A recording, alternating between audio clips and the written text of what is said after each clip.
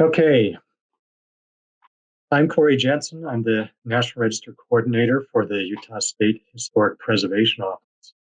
And I'm going to be doing a series of little presentations on the early historic architecture of Utah. But with this presentation, I want to start a little background on how we study historic architecture and a little bit on what vernacular architecture is and the difference between type and style, which will help as we present the versions later on. So I'm going to start out with the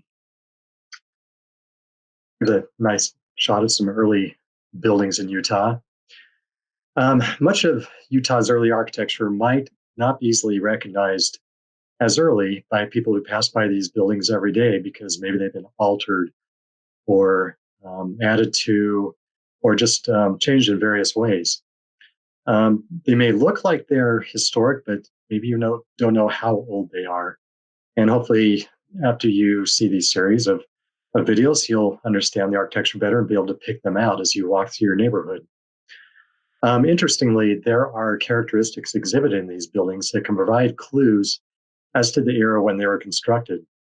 As late as about 20, 30 years ago, the various types of historic architecture of Utah had not been grouped or categorized. But through ongoing research by architectural historians, folklorists, and even archaeologists, patterns were found in these historic buildings in the floor plans, the layout of the door and window systems, what we call fenestration, construction materials, and exterior embellishment of the buildings that help to typify them both in form or the type and in the style. Some of you may have heard of a person named Henry Glassy.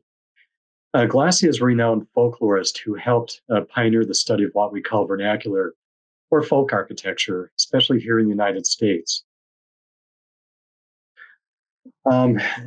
So there's a difference between the two, although folk architecture could be classified under vernacular architecture, but folk architecture usually applies to earlier buildings built using indigenous materials in areas where there wasn't availability of outside materials, and also using local building techniques.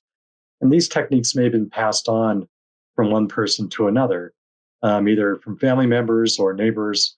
Maybe a person moved to an area that had a building, they liked it, so they got instruction from the building owner on how to construct that particular building for themselves.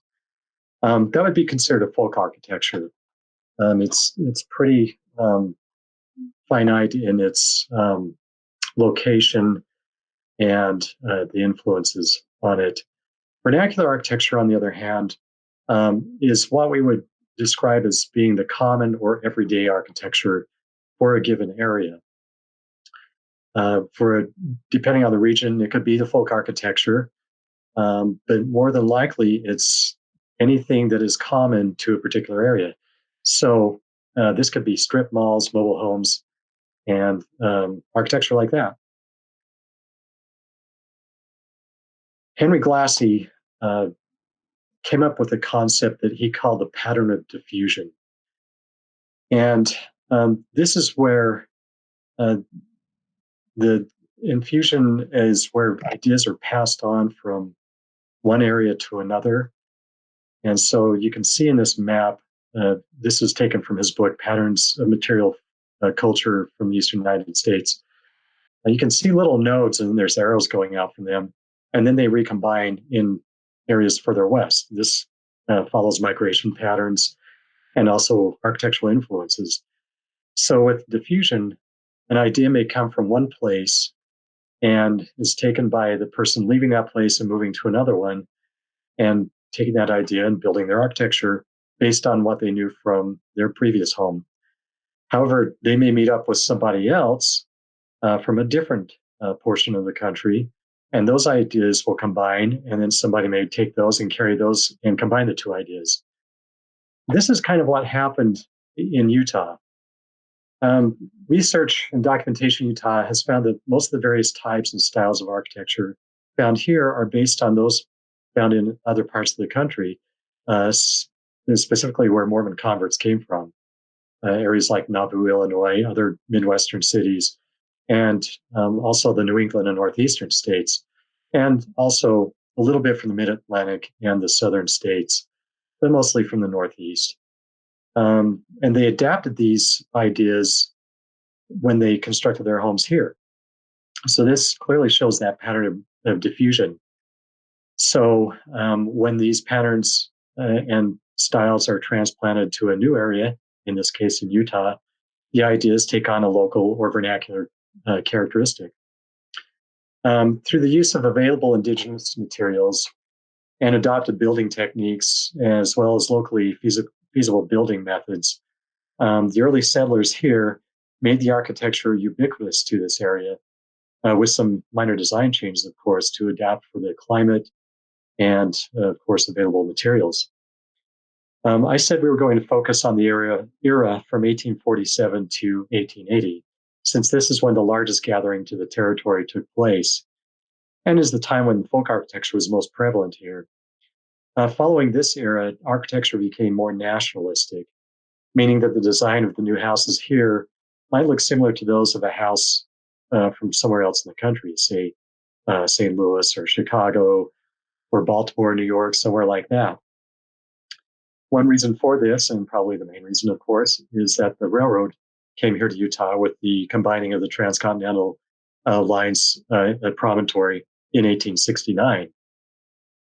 With the bringing of the railroad here, and then also the construction of spur lines that went down into Utah, further to the south into the metropolitan areas and the further settled areas, these ideas, architectural ideas from other parts of the country, started to make their way here, as well as more availability of goods and services, products being shipped from the east and from the west coast, which made outside building materials more available. Prior to this time, the typical building materials were either adobe, brick, handmade on site, or stone, which were the two most available materials. There weren't a lot of trees here, and so people were encouraged to use adobe and stone rather than wood for constructing materials. Once the railroad got here, it was more available wood from other parts of the country. However, most of the homes clear up to the 1890s and even the turn of the 20th century were primarily of brick, and adobe, and stone. But I'm digressing a little bit here. The pattern books made available to other parts of the country in the early to mid 19th century also became more influential here, as the railroad also brought these ideas and these books with them. And so you will see design influences from pattern books that were common in the Midwest and the East, especially those from Alexander Jackson Davis and Andrew Jackson Downing. And they were two prominent designers of especially the Gothic revival and Italianate style homes. And those styles started to become more common here in the 1870s and 80s, well after they had been introduced in the eastern part of the country. Perhaps because of expediency and a newly acquired knowledge of a strange land and a climate, and lack of experience of building for many of the settlers who came here, much of the early architecture was rather plain and austere, unlike the design shown here by Davis and Downing. But as experience was gained by these settlers, refined building techniques were developed and implemented into common building forms on a more widespread basis. You will see them not only in the more populated areas along the Wasatch Front, but they were also making their way into more isolated communities to the south and western and southwestern and southeastern parts of the state. Not to a large degree, but you would see minor design influences even in smaller homes. There were minor building types and styles that came directly from Europe through the UK and Scandinavian countries, where a lot of the early LDS converts were who moved here to Utah. These were quite rare, And this is more of a cultural aspect. There seems to have been an underlying influence for settlers, regardless of their origin, to prescribe to the uniformity of design standards that had been prescribed by Brigham Young, who wanted to build Zion as a community and have a homogeneity in the architecture.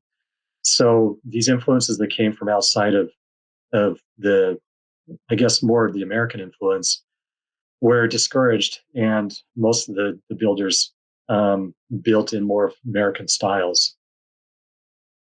There are probably several reasons for this. The primary one, though, is that the plan for the city of Zion, which was developed by Joseph Smith in 1833, was a major influence in planning decisions here in Utah. Brigham Young carried this concept that had been used in a few communities in the Midwest, mostly in Missouri and Illinois, and brought here to Utah. But it was more adaptable here, as the topography here was not as flat. There are mountains, of course. And so these topographical intrusions caused them to redesign the plat and adopt it to the landforms. So you will see it in most of the early settlements in Utah up through the 19th century. However, it will follow different patterns. It won't be completely square, maybe long and narrow, but the commonality in design would be um, the wide streets, the grid patterns, the residential characteristics in town with a central place for the government and church functions, and then the farm areas outside of the town, much like a New England farm village. And travel between the communities in Utah also helped um, spread of design ideas more quickly, as the various settlements were spaced roughly 50 miles apart, which was about a day's journey on horseback. And so this helped ideas to pass quickly from one end of the territory to others. There were a few nonconformists who built their homes in the style of mostly in Scandinavian countries. And we'll discuss these later on in one of the later features. But for the most part, the architecture here was mostly American versions of architecture passed on from the eastern parts of this country. There's one more thing I want to cover before we end here, and that is the concept of type versus style when studying architecture. Most architectural historians designate between type and style. When these terms are mentioned together, one might become confused, thinking that they are more or less interchangeable, but they refer to two separate concepts.